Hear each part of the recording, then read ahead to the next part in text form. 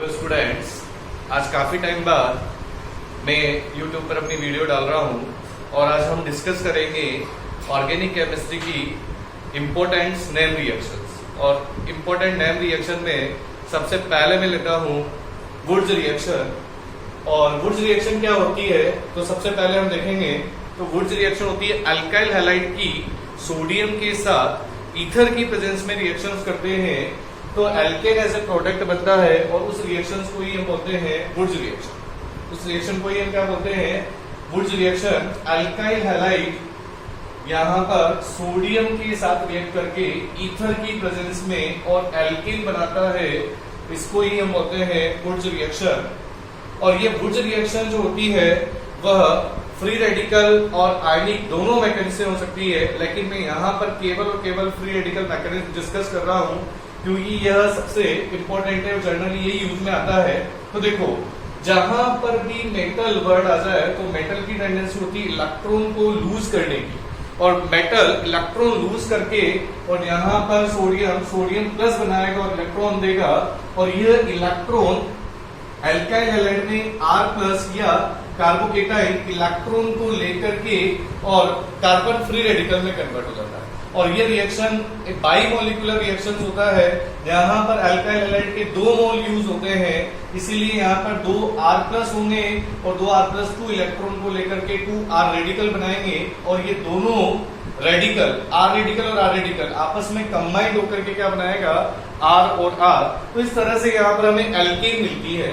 और इस तरह से देखो, रेडिकल इस रिएक्शन में कंबाइंड हो रहे हैं तो इसको हम बोलते हैं कॉम्बिनेशन। और कॉम्बिनेशन की रेट सबसे ज्यादा किसमें होगी? तो 1 डिग्री अल्काइल हैलाइड में रेट ऑफ कॉम्बिनेशन सबसे ज्यादा होता है, उसके बाद 2 डिग्री में कम होगा, 3 डिग्री में और कम होगा। तो हमने यहाँ पर देखा 1 डिग्री में सबसे ज्यादा रेट ऑफ कॉम्बिनेशन, फिर 2 डिग्री और फिर 3 डिग्री। तो हम बोल सकते हैं कि Wurtz reaction 1 degree alkyl halide में सबसे ज्यादा होती है, या 1 डिग्री अल्काइल हैलाइड में वुड्स रिएक्शन की रेट सबसे ज्यादा होगी। उसके बाद में अगर हमने अल्काइल हैलाइड के डिफरेंट लिए हैं तो किस अल्काइल हैलाइड में वुड्स रिएक्शन की रिएक्टिविटी ज्यादा होगी? तो reactivity of alkyl halide for Wurtz reaction, तो यहाँ पर अल्काइल आयोडाइड, फिर अल्काइल ब्रोमाइड और फिर लेते हैं हम अल्काइल क्लोराइड। क्योंकि अल्काइल आयोडाइड बॉन्ड वीक होता है, आसानी से ब्रेक होकर के रेडिकल में कन्वर्ट हो जाएगा, तो ये वुड्स रिएक्शन आसानी से देगा, इसलिए वुड्स रिएक्शन के लिए इसकी रिएक्टिविटी भी ज्यादा होगी। फिर मैं यहाँ पर एक एग्जाम्पल देखता हूँ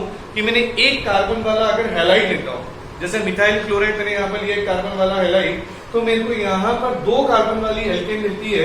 देखो यहाँ पर 2NaCl निकलेगा और हमें यहाँ पर मिलेगा इथेन। इसी तरह से मैं अगर 2 कार्बन वाला हैलाइड लेता हूँ तो 4 कार्बन वाली एल्केन मिलती है।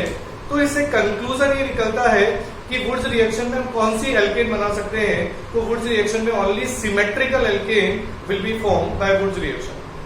केवल और केवल सिमेट्रिकल एल्केन का ही हम प्रिपरेशन कर सकते हैं वुड्स रिएक्शन में, और एक कार्बन वाली एल्केन को हम वुड्स रिएक्शन से नहीं बना सकते, क्योंकि मिनिमम एक कार्बन वाला अगर हैलाइड लेते हैं तो 2 कार्बन वाली हमें एल्केन मिलती है।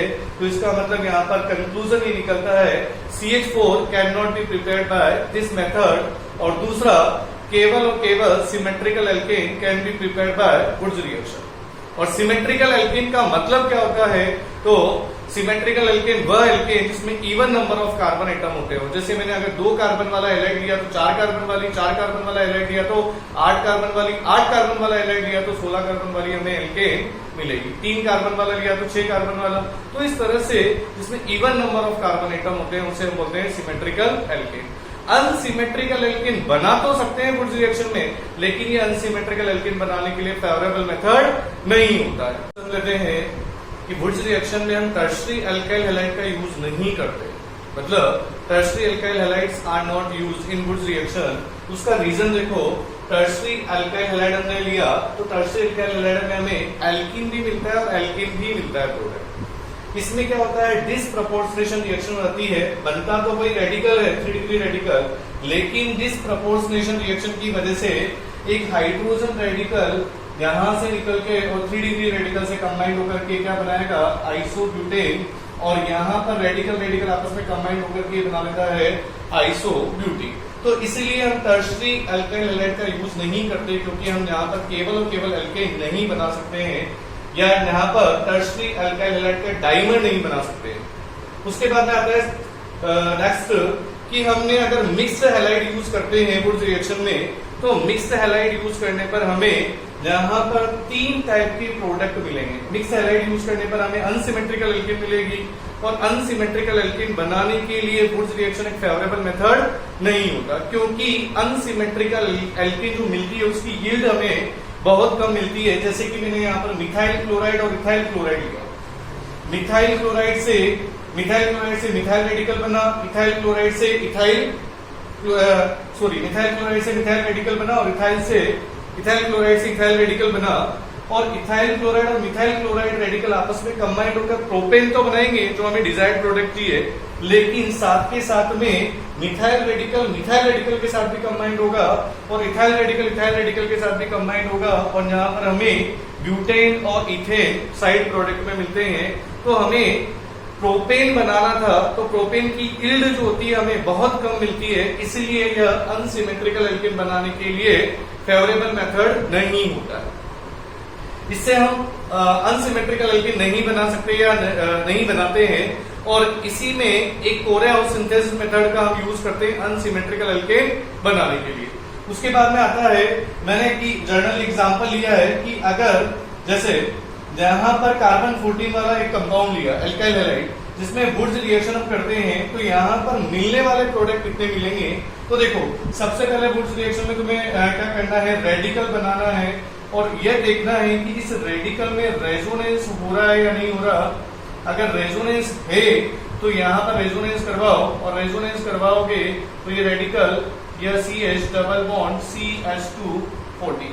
अब मैंने इसको R रेडिकल मान लिया और इसको मान लिया R डैश रेडिकल, क्योंकि ये कार्बन 14 से पर रेडिकल ना आकर किसी अदर कार्बन पर रेडिकल आ रहा है। अब देखो, R रेडिकल के साथ कंबाइंड होगा तो एक प्रोडक्ट ये बनेगा, और R डैश के साथ कंबाइंड होगा तो एक प्रोडक्ट ये बनेगा, और दोनों आपस में कंबाइंड होंगे तो एक प्रोडक्ट ये बनेगा। तो यहाँ पर बनने वाले प्रोडक्ट्स के नंबर कितने होंगे, 3 प्रोडक्ट्स। तो हमेशा तुम्हें वुड्स रिएक्शन में करना है, अगर रेडिकल बनता है और रेडिकल में अगर रेजोनेंस हो रहा है तो उसको डेफिनेट रेजोनेंस करवाए, और रेजोनेंस करवा करके हमें डिफरेंट रेडिकल मिलेंगे, और डिफरेंट रेडिकल को आपस में कंबाइंड करके नंबर ऑफ प्रोडक्ट्स हम निकाल सकते हैं। तो आज के लिए इतना ही।